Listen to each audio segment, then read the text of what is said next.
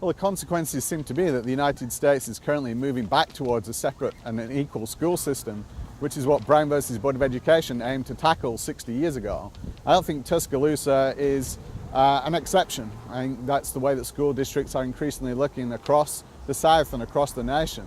And the consequences are that, the Brown versus Board of Education decision is in danger of being undone. For a period after Brown versus Board of Education was passed, there was a very slow pace of school desegregation.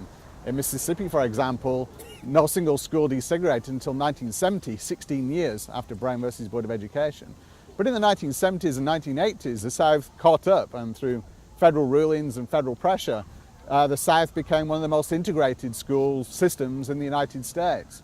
But more recent decades have shown a sliding back from that and a reintroduction of more and more racially identifiable schools. So it shows us in part that history can go backwards as well as forward, that progress is not always one straight line, and that Brown versus Board of Education set something in motion, but without continued renewal and commitment to those kinds of goals, things can go backwards as well as forwards.